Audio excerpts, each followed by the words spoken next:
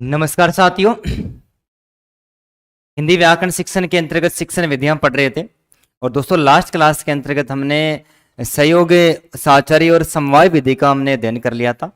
आगे आज अन्य शिक्षण विधि के अंतर्गत सबसे पहले हम पढ़ते हैं अर्थबोधन विधि।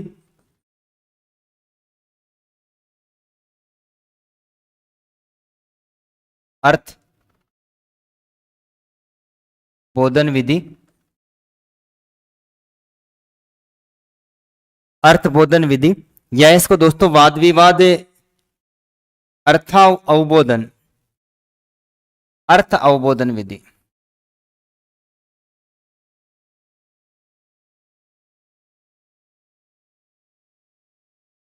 अर्थ अवबोधन विधि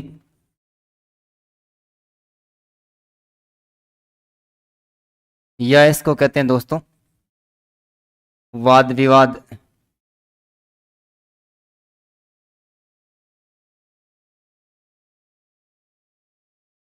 अर्थबोधन विधि, अर्थ अवबोधन विधि या फिर इसको क्या कहते हैं दोस्तों वाद विवाद विधि। अर्थबोधन विधि या फिर इसको कहते हैं दोस्तों वाद विवाद विधि। और अर्थोबोधन जो शब्द है वो अर्थ प्लस अवबोधन के योग से बना है।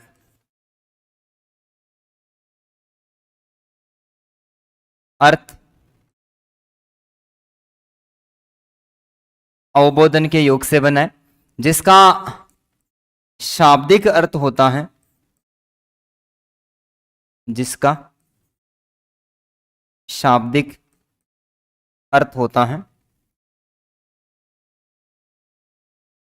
अर्थ को समझना,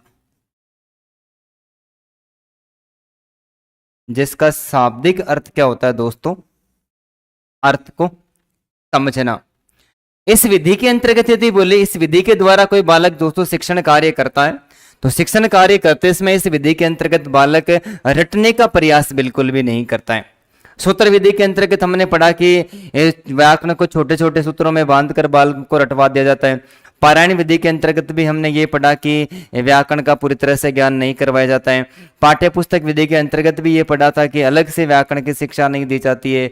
अच्छी पाठ्य पुस्तकों का भाषा संसर्ग विधि के अंतर्गत पढ़ा कि अच्छे पुस्तकों का नाम बता देता है। सहयोग समवाय विधि के अंतर्गत भी दोस्तों हमने ये पढ़ा कि अलग से व्याकरण की शिक्षा नहीं देता है। गद्य या पद्य को पढ़ाते समय व्याकरण से संबंधित कोई तथ्य आ जाता है तो वहीं पर उसका स्पष्टीकरण कर दिया जाता है। लेकिन अर्थ अवबोधन विधि के अंतर्गत दोस्तों बालक रटकर कभी भी नहीं सीखता है। रटकर सीखने की बजाय उसके अर्थ को समझकर सीखने का प्रयास करता है। तो वह विधि कौन सी मानी जाती है दोस्तों अर्थावबोधन विधि या फिर उसको वाद विवाद विधि कहते हैं। क्या कहते हैं अर्थावबोधन विधि या फिर वाद विवाद विधि के नाम से जाना जाता है। जैसे कि इस विधि के अंतर्गत बालक सूत्रों को रटने की अपेक्षा अर्थात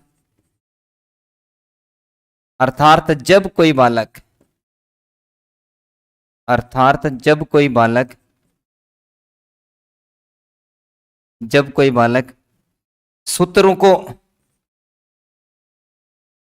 को रटने की अपेक्षा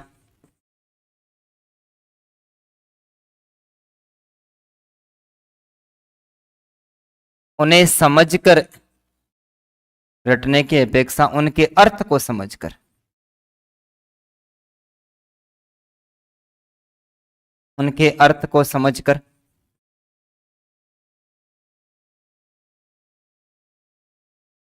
सीखने का प्रयास करता है। अर्थ को समझकर सीखने का प्रयास करता है तथा अर्थ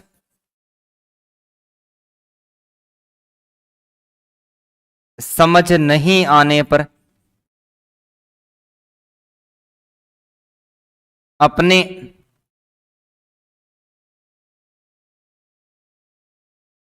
सहयोगी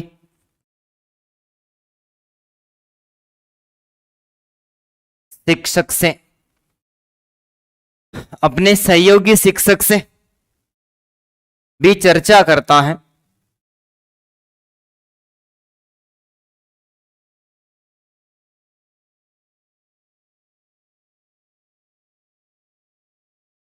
तो उसे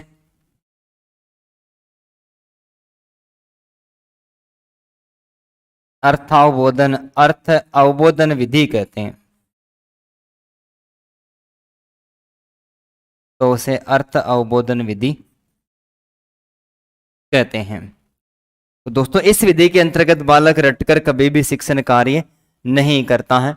रटने की अपेक्षा उसके अर्थ को समझकर व्याकरण शिक्षण का कार्य या फिर ज्ञान प्राप्त करता है। और समझ में अर्थ नहीं आता है तो वह सहयोगी शिक्षक की सहायता भी ले सकता है। तो वह विधि कौन सी विधि मानी जाती है दोस्तों? वह अर्थ अवबोधन विधि के नाम से उसको पुकारा जाता है। इस विधि के प्रयोग से बालकों में तर्क और चिंतन की शक्ति का विकास होता है। इस विधि के प्रयोग से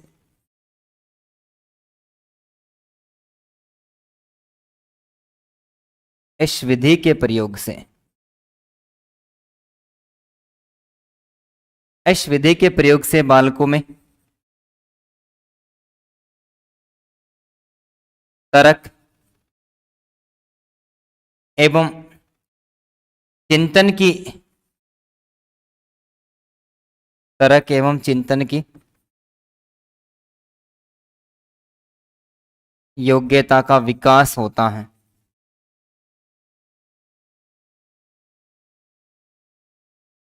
बालक जब अर्थ को समझने का प्रयास करते हैं तो दोस्तों वो तर्क वितर्क करते हैं, चिंतन मनन करते हैं, कल्पना करते हैं। तो कल्पना करते हैं, वाद विवाद करते हैं। तो इस विधि के प्रयोग से बालकों में तर्क शक्ति और तर्क के साथ में जो चिंतन की योग्यता है, यानी तर्क वितर्क करने या फिर चिंतन मनन करने की योग्यता का जो विकास है वो अर्थ के समझने के कारण विद्यार्थियों के अंतर्गत होता है। तो ये इस विधि के द्वारा बालकों के अंतर्गत विकास भी देखने को मिलता है।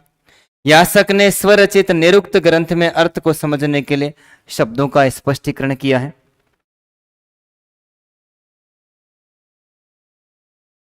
यास्क महोदय ये संस्कृत का विद्वान है दोस्तों।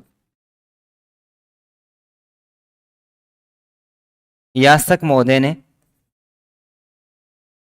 स्वरचित यास्क महोदय ने स्वरचित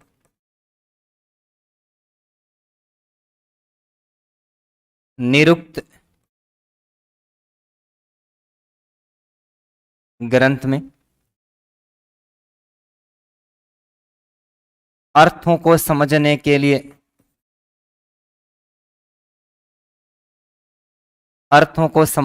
लिए शब्दों का स्पष्टीकरण किया है। शब्दों का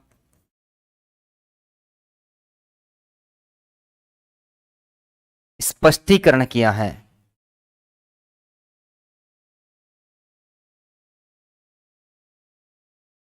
अर्थ को समझने के लिए शब्द का स्पष्टीकरण किसके द्वारा किया गया दोस्तों? यास्क महोदय के द्वारा किया गया। और इसके अलावा महर्षि पतंजलि ने अर्थ को समझकर कंठस्थ करने पर बल दिया है। महर्षि पतंजलि ने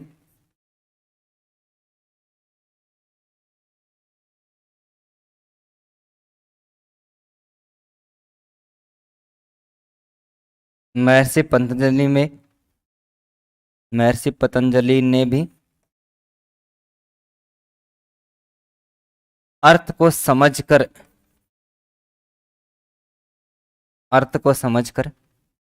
से कंठस्थीकरण करने पर बल दिया है।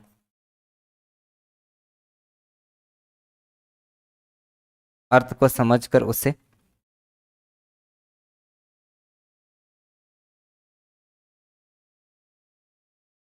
कंठस्थीकरण करने पर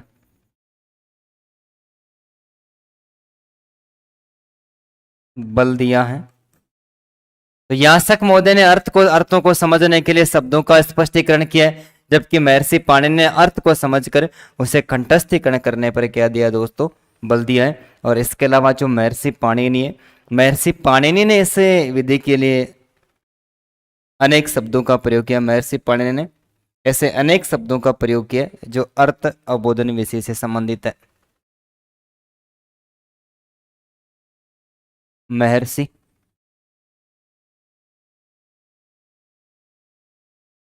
पाणिनि ने ऐसे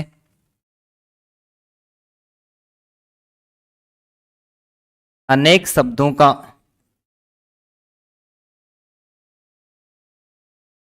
ऐसे अनेक शब्दों का प्रयोग किया है जो अर्थ अवबोधन विधि से संबंधित है। अर्थ अवबोधन विधि से संबंधित है।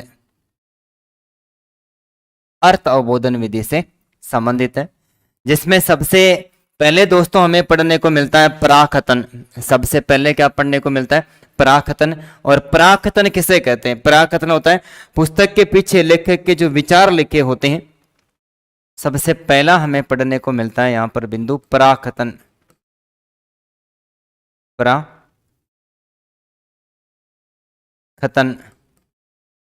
अर्थात पुस्तक के पीछे, पुस्तक के पीछे लेखक के जो विचार लिखे होते हैं, जो विचार लिखे होते हैं उसे पराकथन कहते हैं।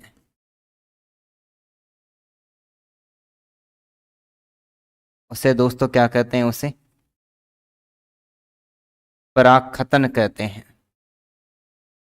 तो प्रत्येक पुस्तक के पीछे दोस्तों, प्रत्येक पुस्तक के पीछे कवि के विचार, लेखक के जो विचार लिखे होते हैं उसे किस नाम से पुकारा जाता है? उसे पराकथन के नाम से पुकारा जाता है। अर्थात पराकथन का अर्थ होता है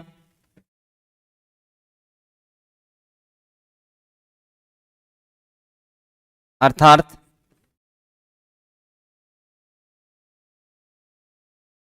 पराकथन का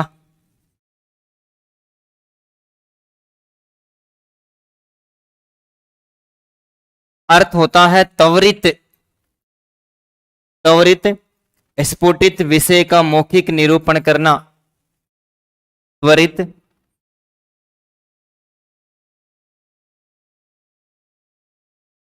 स्फुटित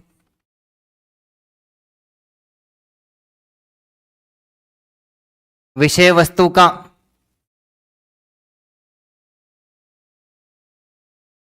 निरूपण करना।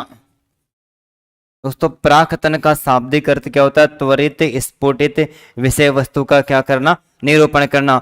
जो लेखक का अंत में कथन दिया गया है उस कथन के प्रति अचानक से त्वरित यानी अचानक स्फुटित विषय वस्तु का निरूपण करना, कि जो बात कवि के द्वारा लिखी गई है उसका तुरंत अर्थ स्पष्ट करना क्या कहलाता है? तुरंत अर्थ स्पष्ट करना पराकथन कहलाता है। अर्थात पराकथन तभी संभव होता है जब विषय वस्तु को पूर्णतः समझता है। अर्थात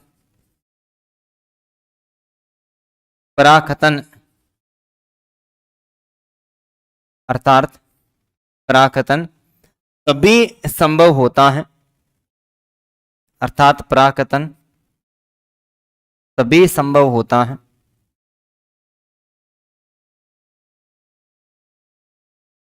तभी संभव होता है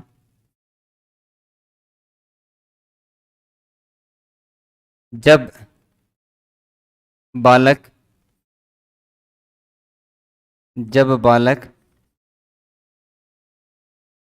विषय वस्तु को संपूर्ण रूप से समझता है। विषय वस्तु को संपूर्ण रूप से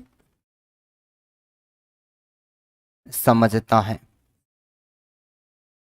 विषय वस्तु को संपूर्ण रूप से समझता है। जब तक विषय वस्तु का पूरा ज्ञान प्राप्त नहीं होता है, लेखक की लिखी हुई जो बात है वो दोस्तों समझ में नहीं आती है।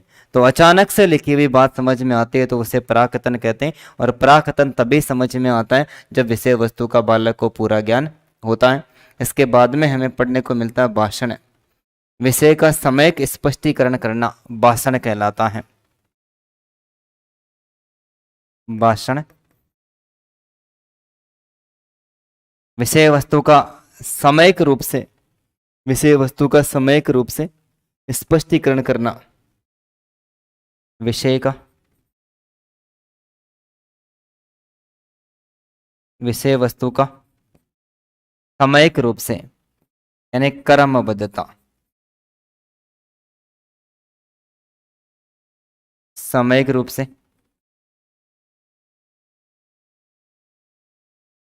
स्पष्टीकरण करना,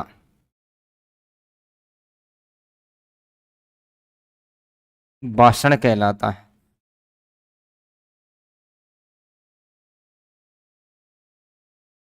विषय वस्तु का दोस्तों क्रमबद्धता के आधार पर उस विषय वस्तु का स्पष्टीकरण करना, यानी उस विषय वस्तु के बारे में जितनी जानकारी है वो अधिक से अधिक जानकारी बताना ही क्या कहलाता है, भाषण कहलाता है। और इसके बाद में समयक बोध,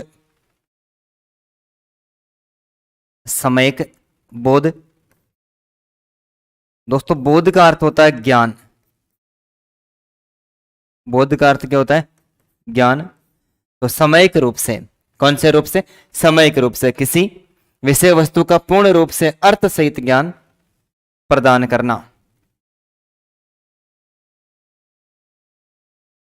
विषय वस्तु का पूर्ण रूप से अर्थ सहित ज्ञान, अर्थ सहित ज्ञान प्रदान करना सम्यक बोध कहलाता है।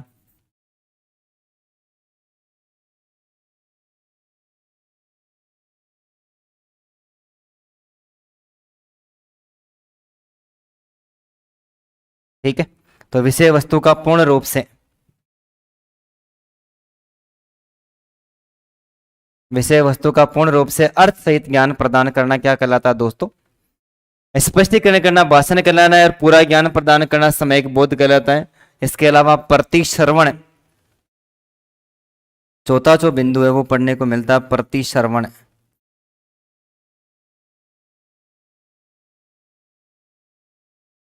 प्रतिश्रवण अर्थात सुनने, किसी भी ज्ञान चर्चा का, किसी भी ज्ञान चर्चा को सुनना एवं सुनाना, किसी भी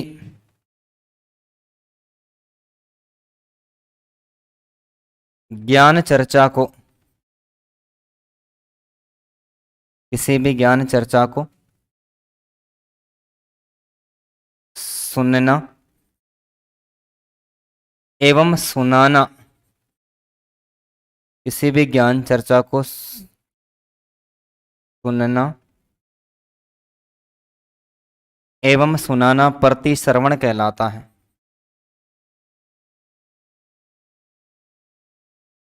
प्रतिश्रवण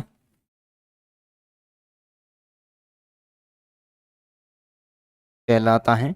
और इसके अलावा इसका पॉइंट पढ़ने को मिलता है दोस्तों, जिज्ञासा।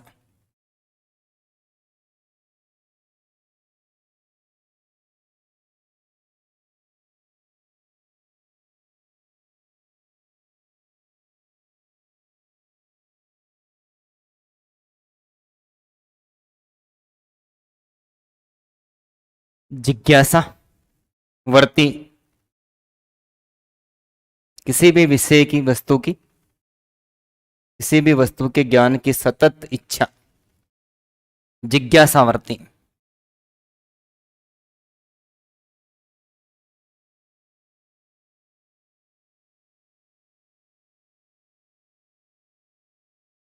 किसी भी विषय वस्तु के,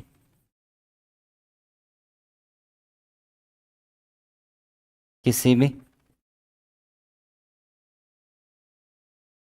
विषय वस्तु के, किसी भी विषय वस्तु के ज्ञान की सतत इच्छा, सतत इच्छा जिज्ञासावर्ती कहलाती है।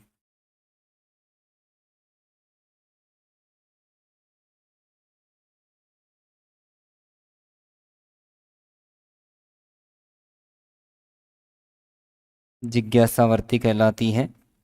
तो अर्थबोधन विधि का दोस्तों शाब्दिक अर्थ होता है अर्थ को अच्छी तरह से समझकर, रट्टे बिना अर्थ को समझकर उसके ज्ञान की प्राप्ति करना अर्थबोधन कहलाता है। यास्क महोदय ने अर्थ को स्पष्ट करने के लिए अर्थ के भाव को स्पष्ट करने के लिए शब्दों का स्पष्टीकरण किया, और महर्षि पतंजलि के द्वारा अर्थ को समझने के लिए समझकर उसे कंठस्थीकरण करने पर बल दिया है, जबकि आचार्य पाणिनि के द्वारा इस अर्थावबोधन विधि से संबंधित कुछ विशेष तथ्य बताएं, जिसमें सबसे पहले उल्लेख किया प्राकथन का।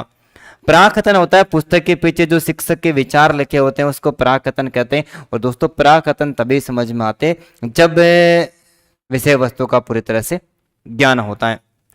भाषण, विषय वस्तु का सम्यक रूप से स्पष्टीकरण करना भाषण कहलाता है, और अर्थ सहित उसको समझना या ज्ञान प्रदान करना सम्यक बोध कहलाता है। सुनना और सुनाने की जो प्रक्रिया दोस्तों प्रतिश्रवण करती है, और हमेशा उसको सीखने के लिए तैयार रहना जिज्ञासावर्ती कहलाती है। तो इस प्रकार इस विधि के अंतर्गत बिना रटे समझकर व्याकरण सीखना, इस प्रकार बिना रटे ही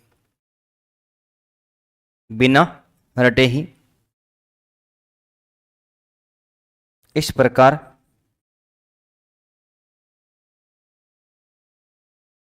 बिना रटे ही अर्थपूर्ण तरीके से समझकर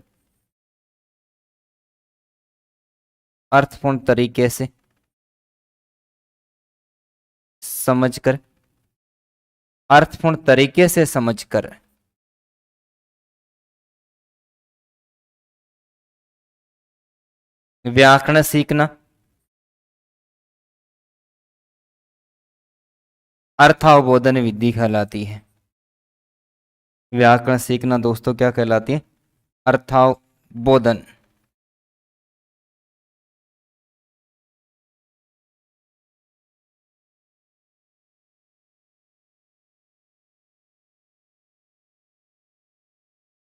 अर्थावबोधन कहलाता है। ठीक है, तो इस विधि के अंतर्गत दोस्तों व्याकरण को सीखने के लिए बालक उसको सूत्रों को रटने का प्रयास नहीं करता है, सोच समझ कर सीखता है, तो वह विधि अर्थावबोधन विधि कहलाती है। और इस विधि से जब बालक सीखता है तो दोस्तों इस विधि से बालक सीखता है तो दोस्तों उस बालक में तर्क वितर्क चिंतन मनन और कल्पना शक्ति का क्या होता है? विकास होता है। तो इसको एक बार उतारिए दोस्तों, इसके बाद में एक और शिक्षण विधि का अध्ययन करते हैं।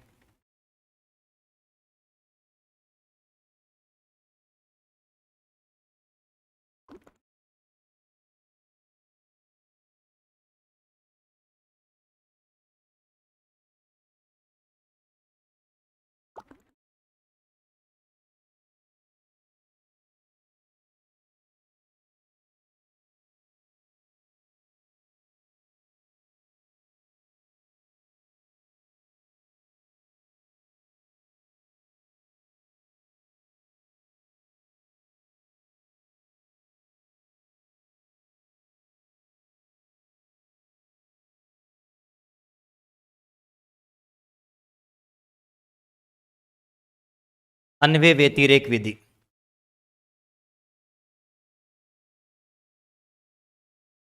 अन्वय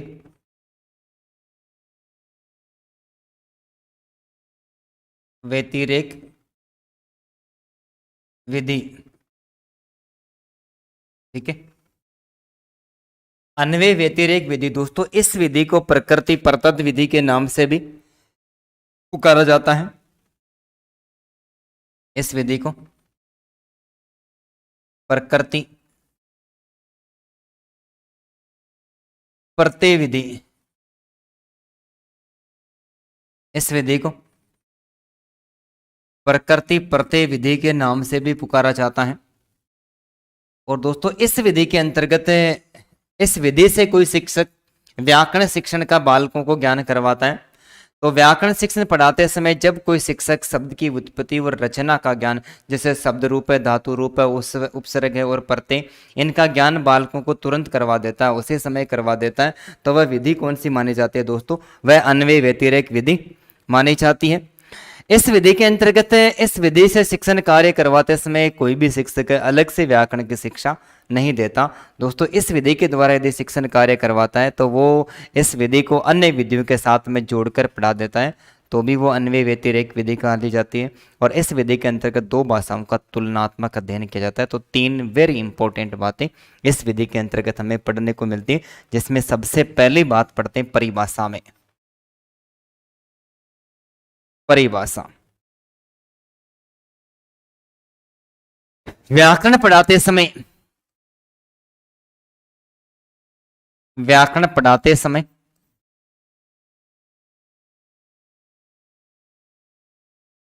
व्याकरण पढ़ाते समय जब कोई शिक्षक व्याकरण पढ़ाते समय जब कोई शिक्षक बालकों को जब कोई शिक्षक बालकों को शब्द की व्युत्पत्ति शब्द की व्युत्पत्ति एवं रचना शब्द की व्युत्पत्ति एवं रचना जैसे शब्द रूप, धातु रूप, उपसर्ग और प्रत्यय, शब्द की व्युत्पत्ति एवं रचना का ज्ञान करवाता है।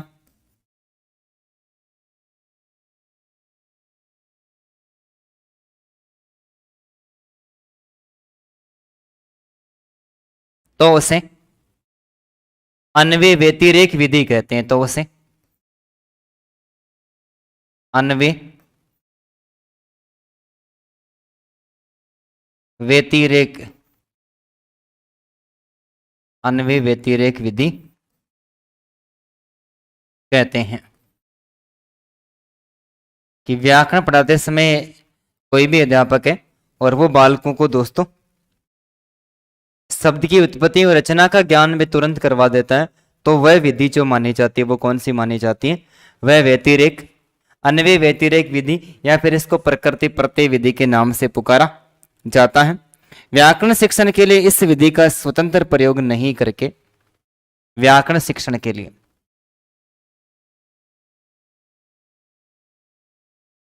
व्याकरण शिक्षण के लिए व्याकरण शिक्षण के लिए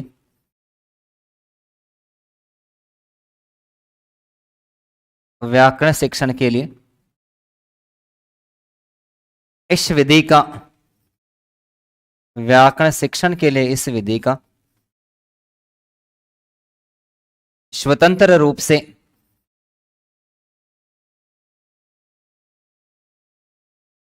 प्रयोग नहीं करके स्वतंत्र रूप से प्रयोग नहीं करके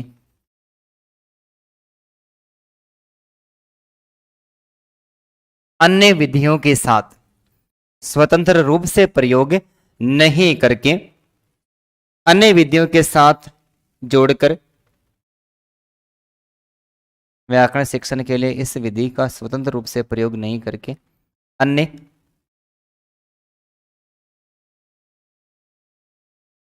शिक्षण विधियों के साथ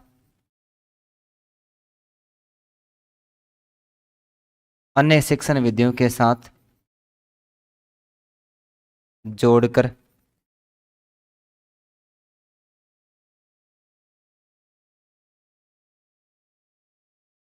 सहयोगात्मक रूप से किया जाता है।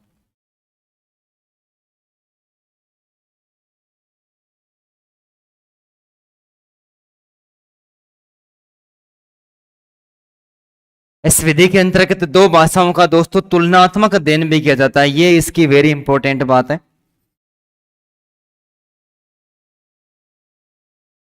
इस विधि के अंतर्गत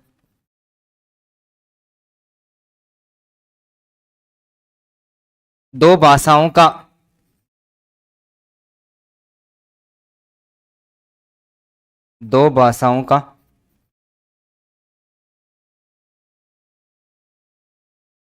तुलनात्मक अध्ययन किया जाता है। तुलनात्मक अध्ययन किया जाता है। दो भाषाओं का तुलनात्मक अध्ययन किया जाता है। जैसे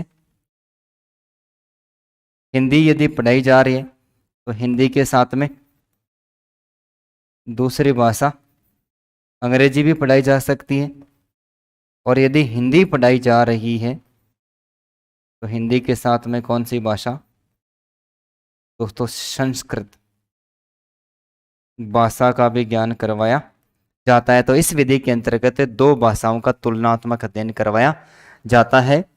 परिभाषा के अंतर्गत इस विधि में दोस्तों में तीन ही बातें पढ़ने को मिलती है, जिसमें सबसे पहली बात याद रखें, व्याकरण शिक्षण पढ़ाते समय शब्द की उत्पत्ति का ज्ञान भी बालकों को तुरंत करवा देता है, व्युत्पत्ति और रचना का ज्ञान।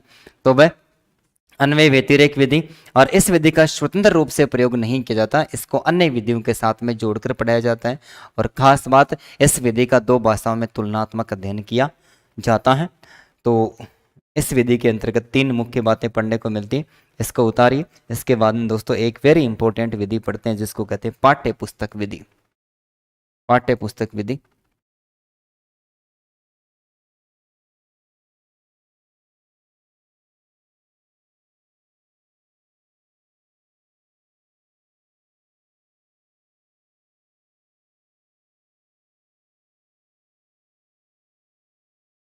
वेरी इंपॉर्टेंट है, एग्जाम की दृष्टि से दोस्तों बार बार इसमें से प्रश्न पूछा जाता है।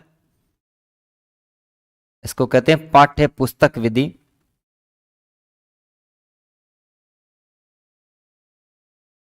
पाठ्य पुस्तक विधि दोस्तों, ये व्याकरण शिक्षण की पहली बात, ये व्याकरण शिक्षण की आधुनिक विधि मानी जाती है।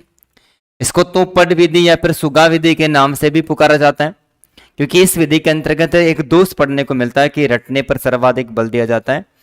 तो इस विधि के अंतर्गत प्रत्येक जो पुस्तक होती है, प्रत्येक पुस्तक में प्रत्येक पाठ के पीछे एक भाषिक सामग्री दी हुई होती है। क्या होती है? भाषिक सामग्री। और भाषिक सामग्री के अंतर्गत दोस्तों जैसे पाठ पूरा होता है, उसके वस्तुनिष्ठ, लघुतरात्मक, अतुलतरात्मक और निबंधात्मक जो प्रश्न है वो पूरे हो जाते हैं। उसके बाद में अंत में लिखा हुआ होता है ये भी जाने, ये भी जाने। वो जो सामग्री होती है वो भाषिक सामग्री होती है, उसके अंतर्गत व्याकरण के पूरे टॉपिक नहीं लेकर संज्ञा, सर्वनाम, उपसर्ग, प्रत्यय, उनमें से किसी एक दो टॉपिक का नाम लिखा हुआ रहता है। तो भाषिक सामग्री जो लिखी हुई है उसका ज्ञान है कोई अध्यापक बालकों को करवाता है, तो दोस्तों वह विधि कौन सी मानी जाती है? वह पाठ्य पुस्तक विधि मानी जाती है। कौन सी मानी जाती है? पाठ्य पुस्तक विधि मानी जाती है। तो यह व्याकरण शिक्षण की यह है विधि व्याकरण शिक्षण की, व्याकरण शिक्षण की आधुनिक विधि मानी जाती है।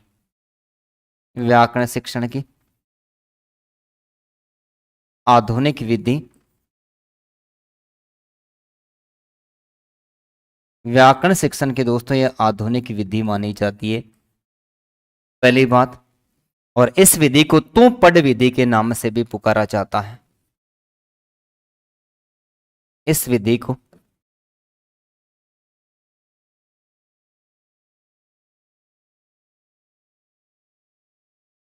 तो पढ़ विधि के नाम से भी, तो पढ़ विधि के नाम से भी इस विधि को तो पढ़ विधि के नाम से भी पुकारा जाता है। और इसके बाद में दोस्तों परिभाषा इस विधि की हमें पढ़ने को मिलती है। परिभाषा, और परिभाषा पढ़ने को मिलती है कि प्रत्येक कक्षा में संस्कृत और हिंदी भाषा के लिए, प्रत्येक कक्षा में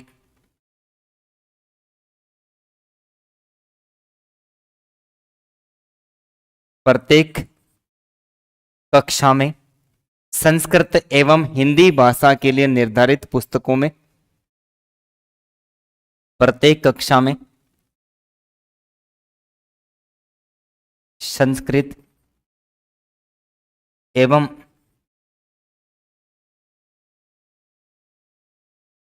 हिंदी भाषा के लिए, संस्कृत और संस्कृत के साथ में हिंदी भाषा के लिए निर्धारित पुस्तकों में हिंदी भाषा के लिए निर्धारित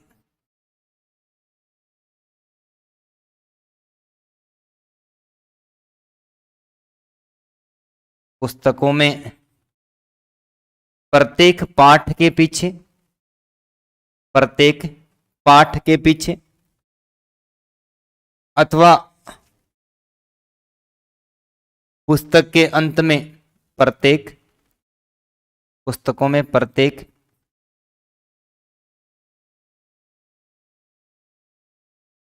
पाठ के पीछे या पुस्तक के अंत में जो भाषिक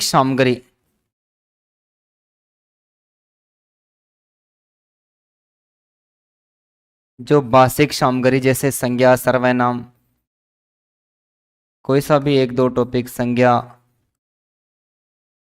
क्रिया, उपसर्ग, जो भाषिक सामग्री दी हुई होती है, उस भाषिक सामग्री के आधार पर कोई शिक्षक है वो शिक्षण कार्य करवाता है। भाषिक सामग्री से व्याकरण से संबंधित बिंदु, भाषिक सामग्री दी हुई होती है, भाषिक सामग्री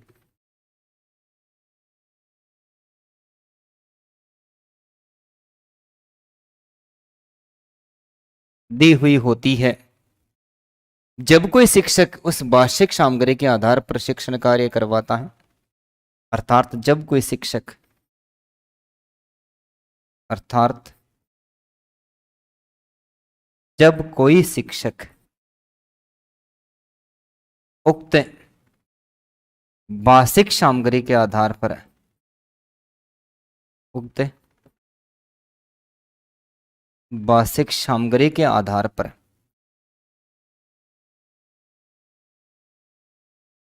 शिक्षण कार्य करवाता है,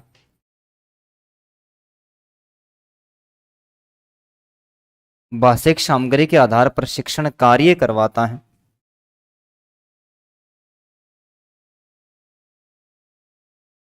तो उसे पाठ्य पुस्तक विधि कहते हैं। तो उसे क्या कहते हैं दोस्तों? पाठ्य पुस्तक विधि कहते हैं।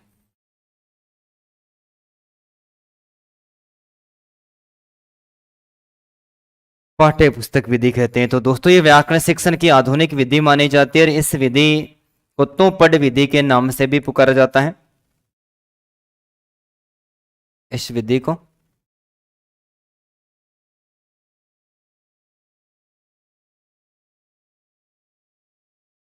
तो पढ़ विधि के नाम से भी पुकारा जाता है।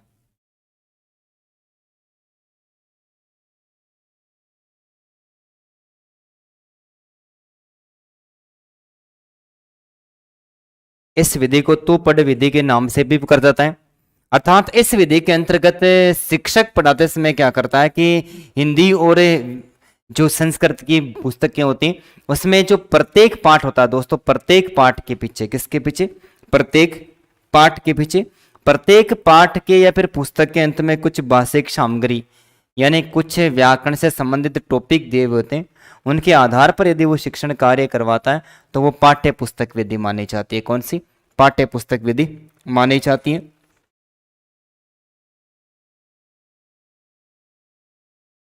इस विधि के अंतर्गत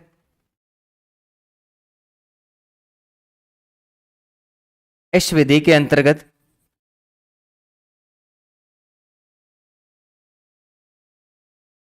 इस विधि के अंतर्गत बालकों को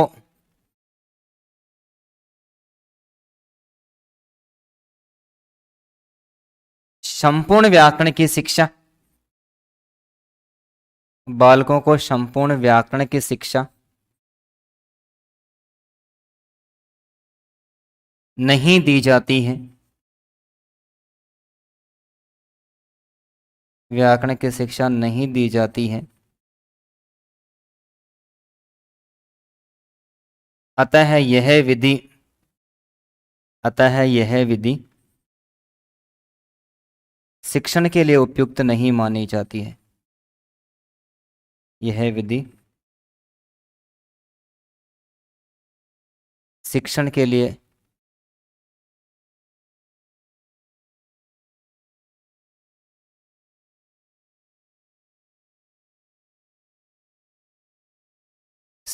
लिए उपयुक्त नहीं मानी जाती है।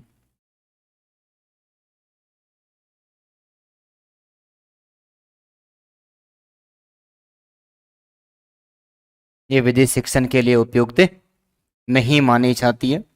आरंभ में, प्रारंभ की बात करते हैं तो दोस्तों आरंभ में इस विधि का, प्रारंभ में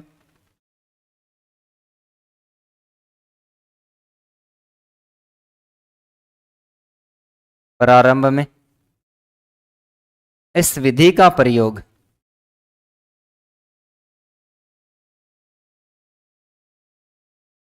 प्रारंभ के अंतर्गत दोस्तों इस विधि का जो प्रयोग है वो अंग्रेजी व्याकरण यानी अंग्रेजी ग्रामर, इस विधि का प्रयोग है वो अंग्रेजी व्याकरण के लिए किया गया था। अंग्रेजी व्याकरण के लिए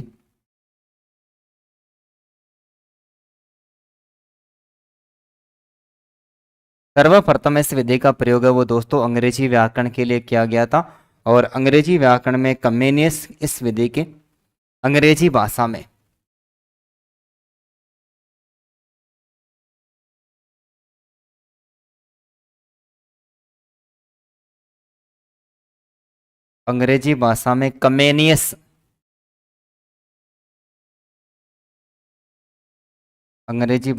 कमेनियस इस विधि के प्रतिपादक माने जाते हैं।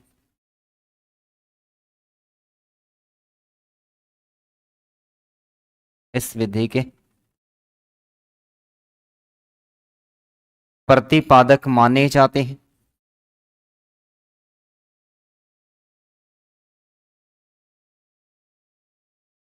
इस विधि के प्रतिपादक माने जाते हैं। इसके बाद में दोस्तों इस विधि का प्रयोग वो संस्कृत भाषा में किया गया था और संस्कृत भाषा के बाद में इस विधि का प्रयोग है वो हिंदी भाषा के अंतर्गत किया गया था। तो संस्कृत व्याकरण से में इस विधि का प्रयोग सर्वप्रथम डॉक्टर वेस्ट मोदे के द्वारा किया गया था।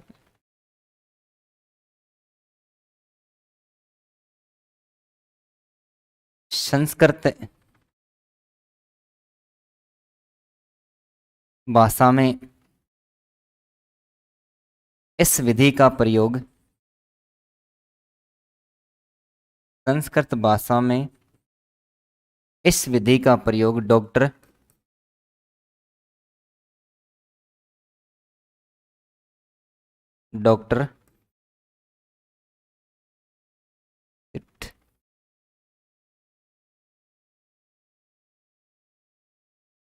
वेस्ट मोदे के द्वारा किया गया था।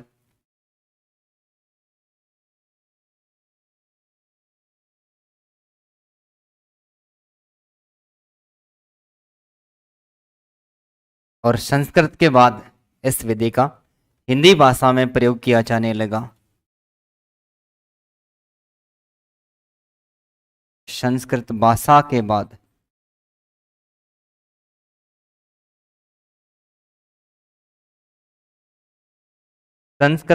के बाद इस विधि का हिंदी भाषा में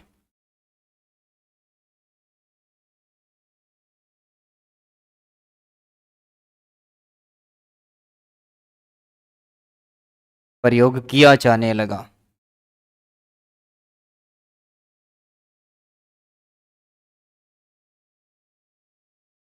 और ये विधि भी दोस्तों रटने की प्रणाली पर, तो सबसे पहले इसका प्रयोग कौन सी भाषा में, अंग्रेजी भाषा में, और अंग्रेजी भाषा में किसके द्वारा किया गया था, कमेनियस के द्वारा किया था। इसके बाद में संस्कृत भाषा में डॉक्टर वेस्ट मोदे के द्वारा किया गया था। और ये संस्कृत के बाद में कौन सी भाषा में किया गया इसका प्रयोग है वो हिंदी भाषा के अंतर्गत इस विधि का प्रयोग है वो किया गया था। और ये विधि रटने की प्रणाली पर, रटने पर अधिक बल देती है। ये वेरी इंपॉर्टेंट दोस्तों, एग्जाम में बार बार पूछा जाता है। यह है विधि रटने पर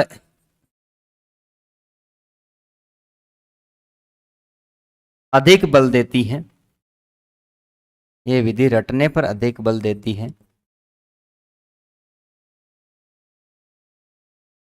अतः इसे सुगा विधि कहते हैं।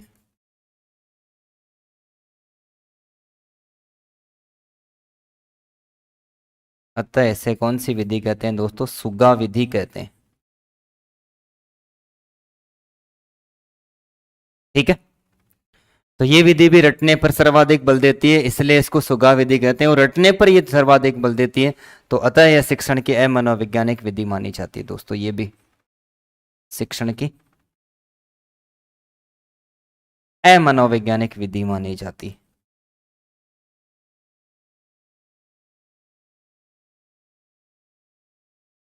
अमनोवैज्ञानिक विधि मानी जाती है। ठीक है, तो अर्थावबोधन विधि के अंतर्गत विषय वस्तु के अर्थ को समझकर ज्ञान ग्रहण किया जाता है। अन्वय व्यतिरेक विधि के अंतर्गत अलग से स्वतंत्र रूप से शिक्षा नहीं देकर उसको साथ में जोड़कर पढ़ाया जाता है। और पाठ्य पुस्तक विधि के अंतर्गत दोस्तों भाषिक सामग्री के आधार पर शिक्षण कार्य करवाया जाता है। बाकी पढ़ते नेक्स्ट क्लास में, तब तक के लिए धन्यवाद दोस्तों।